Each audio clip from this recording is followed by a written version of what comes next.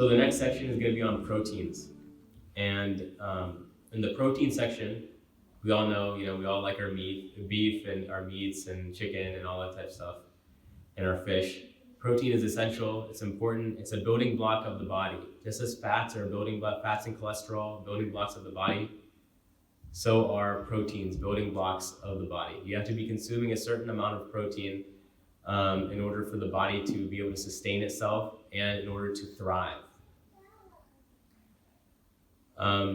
Some of the proteins that we as, oftentimes first generation Americans have been neglecting is organ meats. How many of us eat organ meats? Just raise your hand. If you do, raise your hand. Any organ meats? Okay. Yeah, okay, good. Yeah, good. So we got 2 in the whole room.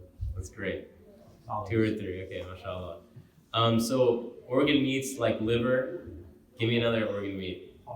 Heart, kidney, brain, there we go. Lung, intestines, yes, yep. Sorry? Pancreas, yeah. Spleen, all of these are organ meats that are consumable, right? Not only can you consume them, but they are very, very, very dense in vitamins and minerals. If you compare it to the skeletal meat. You look at a cow, you have this huge cow, and how big is the liver?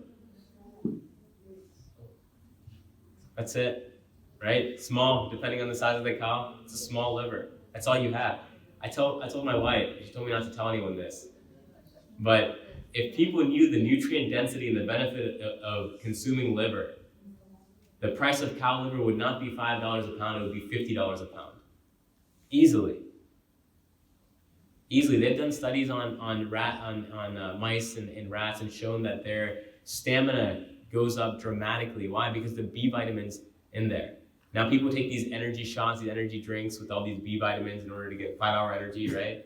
And there are a ton of other products out there that have the B vitamins give you energy. But the question is, are those B vitamins at the right ratio? I know your body can just release them if it needs to. Are they in the right ratio, A?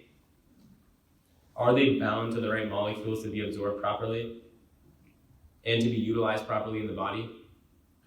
Those are questions we have to be asking ourselves. But you know what? We know for a fact that in the animal meat, it's bound properly. That oftentimes it will be in the right ratio. Why? Because Allah subhanahu wa ta'ala created it that way. It's naturally created that way. There are tribal people who would hunt the animal, hunter-gatherer people, they would hunt the animal. They would open the animal up and take the liver out, and the liver was so sacred to them that they would take it out with a spear and they wouldn't touch it, they would eat it raw. I have friends, other colleagues, naturopathic doctors who eat liver raw. They'll send me pictures. Say, hey, having my liver today, and you'll see it, It's clean sourced, they make sure it's from a clean source, the butchers, everything is clean, obviously, they clean it off. I had a patient, he was Polish, and he was a bodybuilder, big guy, strong guy. Difficult to work with him because he was, such a big patient. But he told me that I take liver, and back home in my country, we take big slab of liver, and we'll put some ghee or some butter, and we'll just leave it on 2-3 seconds on each side, and then that's it. So he said, when you cut it, the blood comes all out. And this is blood in the sinews, so it's, it's okay to eat for us. It's not, it's not an issue. Milan can, explain that better than me. But that's how he would eat it. And so what's the purpose behind that? So now we can go back to processing. We're talking about meats, and then what's the processing? How are you processing it? Are you cooking it so much so that it's blackened? That, if you cook liver too much, you know what happens, right? It becomes kind of crumbly. You guys know that? That's why a lot of people don't like liver. It's like the texture of it changes, If you cook it medium or medium rare, it's great. Come over to my place. I'll cook it for you. My wife has me cook it because, mashallah, she's a phenomenal cook. But when it comes to liver, I'm the liver guy, right? So you want it medium to medium rare, right? And when you cook it that way, the texture is phenomenal. And on top of that, you're cooking it in a traditional way where the actual nutrition is still there. Because when you heat it to a high amount, the vitamins will actually deplete. It's known. It'll break down the vitamins. Heating something breaks it down, right? And then whenever you keep it at a low temperature and you don't heat it the whole way through, you'll also get you'll get vitamins, more vitamins, and then also the protein structure will be intact as well. And oftentimes you will have the enzymes in there, because there are enzymes in there as well. You will not break down the enzymes. An enzyme is a protein. When you heat it too high, it breaks down. That's the whole issue with raw milk. What you do is you take milk that has bacteria that make lactase, the same enzyme that breaks down lactose, and you kill all that bacteria. And then you have all this lactose in there. And then people are having problems with breaking down, unless you have a propensity to have a lot of lactase in your body, or lactase producing bacteria in your body, you're gonna have an issue with milk, right? What is a good temperature for liver or milk? If you Milk, I would just have it raw, right? And if you heat it up to what degree? If you heat it, that's a really good question. I can't give you an answer. I'm sure someone knows the answer. Okay. And the same thing with the liver. It's just that you have to cut it open. You have to see how thick is your liver, and then you have to cut it open and see on the inside, is it still pink. As soon as that pink color goes away, you've done too much. Oftentimes people end up doing too much. You have to turn the stove off, and you have to pull it off and take it out. It's a sensitive matter. Yeah. So that's liver. And liver is given to people, and it's oftentimes given to women who are pregnant, because the vitamin A acts as a hormone in the body. It goes straight through, it affects the DNA, it works with zinc, it affects the DNA, and it increases replication of your cells at a very rapid, it will make you heal very rapidly. Vitamin A will. If you have vitamin A deficiency, what will happen? Does anyone know? Anyone ever heard of anything? Sorry? Yes, your eyes. So you'll have night blindness. So a patient comes in with a little bit of night blindness, you're asking, you have difficulty. I hate driving at night. Always, I don't know how people can see.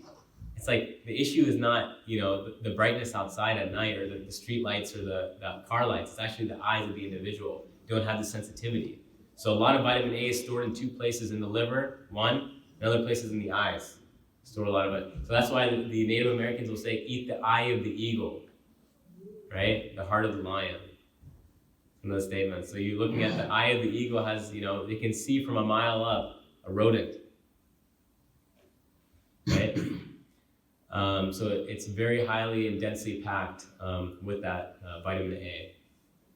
And another symptom that will happen if you have a vitamin A deficiency, and this is a separate talk that we're going to talk about, inshallah, I think, in the next day or two at another institution, the vitamin and mineral deficiencies, and inshallah tomorrow at Masjid Nur Zaman. But another issue that will happen is that you'll see people with a thickened skin, like a rough skin. Oftentimes it'll be on the back of their arms. I had a patient like this just the other day. On the back of their arms or on their thighs will have thickened, like a rough skin. It's called goose flesh. Anyone ever heard of that? Goose flesh? Like goose flesh, like the little rough skin that like kind of comes to a point on the back. It's because the skin's not replicating at a proper rate. Now, if you do eat liver, one thing that you will notice is that your hair and your nails will grow faster. Sometimes you'll have to cut your nails, like it'll be almost a double rate. I've done this multiple times. It's almost a double rate, the rate at which it grows. It's amazing. It's phenomenal. Now, if you're losing hair, it may not grow back in the places that you want it, but where you do have it, it will grow. It's amazing. Let's see what else there is about proteins. Does anyone have any questions so far? Yeah, quick question. When Salim's open tomorrow? So when Salim's open tomorrow? That's a good question. We should be eating the meats from there, mashallah. It's a phenomenal place, yeah. Do they have liver there? I don't know. They do? Oh, mashallah, that's good. That's good. That's great. Do they have any other organs? Yeah. Yep. They have brain, they have Kidneys. liver, heart, kidney. Okay, that's awesome. Okay, that's really good for those of us who are squeamish and don't want to work with the organ meats, because I feel like a lot of people, the first thing when I bring up these organ meats, they're like, oh my God, I'm not going to be able to do that. Cooking brain and stuff like that. Go to Salim's. That's great. They're traditional people. They have that's a traditional diet of the people there, to eat these super nutrient. These should be the true superfoods. We have these acerola berries and goji berries and all this type of stuff. That's these superfoods. Yeah, those are nice. But these are the true superfoods. Animal foods. that are extremely densely packed with vitamins and minerals, have the proper fatty acid ratios, especially if they're grass-fed. If the cow's grass-fed, you'll have the omega-3 to omega-6 ratio. Everyone knows about omega-3s, right? The fats that we need to, in order to have proper brain function and good skin and decrease our inflammation in our bodies. Fish oils. Yeah. So Salem's is a good place. Yeah, definitely a good place to get quality foods, traditional foods. The fats, the proteins have to be eaten with fats. There's a community in, I think it was Alaska, and they had, they would consume the foods that they had around them. At one point in time, at certain seasons, they have to eat rabbits. That's all they have. In Egypt, I've eaten rabbits before. Actually pretty good. Tastes like chicken. And the rabbits that they had did not have a lot of fat on them. So they would catch them, clean them, eat the fat, eat the rabbit. It didn't have very much fat. So they started getting some diseases. And those people knew, they said that it's because it doesn't have enough fat. The fat is required for the minerals to be absorbed from the food. So you end up getting mineral deficiencies if you eat meat with cutting out all the fat. And that's kind of what we do, We go to the butcher, can you clean off all the fat? Can I get 90-10, only 10% fat? We want to cut down the fat as much as possible. So what these individuals did is that they would actually trade with the people who would hunt seals. Because with the seal comes a ton of blubber, right? And what does the blubber do? It keeps the seal warm in the cold temperatures in the water. Keeps their body temperature regulated, right? So then what they would do is they would take the bag of seal blubber and they would dip their rabbit meat in there, and then they would eat it like that, so that they got the fat, and then the diseases started going away. They started absorbing the minerals from the food. It's amazing. Traditional people, very, very, very wise people. We can take a lot. Dr. Weston A. Price, he's a dentist, who back in I think the 1940s, 30s, 40s, he traveled the world, took 10 years, traveled the world, and actually found different communities. His goal was to find different communities that were not touched by the Industrial Revolution. No white bread, no white sugar, and were eating their traditional diets. And he found that these people were very in tune with nature. And they would consume foods in their local area and combine the foods in such a way that would give the most health, It's like you eat the biryani, make sure the biryani has ghee in it, a lot of fat, not like, and now we're removing all the fat and, putting vegetable oils in because all of these studies are coming out. And yeah, maybe there are some studies that back it up. But if the traditional cultures do not back up what these studies say, I go against the studies and I go with traditional culture, because they have thousands of years of experience with them. So he wrote a book, Dr. Weston Price, Nutrition and Physical Degeneration. It's a great book, and it covers a lot of the stories of the different cultures that he's met. There was a group of people in Switzerland, and they lived between two mountains. So in order to reach this community, people would have to go through a small pass. You couldn't fit your car in there. It's like a horse and buggy type pass one way. So they would actually go through, and Dr. Weston Price went in and he watched the culture. He took pictures of people and he asked them, got permission, and he noticed that they would eat sourdough bread. And the sourdough bread, and we're going to talk about this in the carbs, and we're moving to the next section. But the sourdough bread, it would take them at least 24 hours to make it. Take a long time for the actual processing and everything like that. They would use mother's yeast, which is the true yeast, which takes a long time to raise. But the beauty of this yeast is that it breaks down, it breaks the bread down, so it makes it easier to digest. And one of the things that it breaks down, I don't know if anyone has ever heard of this before, it's called gluten. Anyone ever heard of gluten? I'm sure all of you have. I'm assuming all of you have. It breaks down gluten. Some people say up to 98% of the gluten will be broken down. Gluten's a big protein, difficult for the body to break down, so it causes issues. Not for everybody, but for some people it does. Some people it's so bad that there's a whole disease, celiac disease, where people consume gluten-rich foods have severe gastrointestinal symptoms, right? So they had bread in this place that had most of the sourdough bread that had most of the gluten broken down. And that's not the interesting part. The interesting part is that they would have a piece of bread this thick and then a piece of cheese that was just as thick on top. You know how we have a slice of bread and we'll have a little thin slice of cheese. The fat and the protein be very thin. They would have a slice of bread, and he noted this. He paid attention, you know.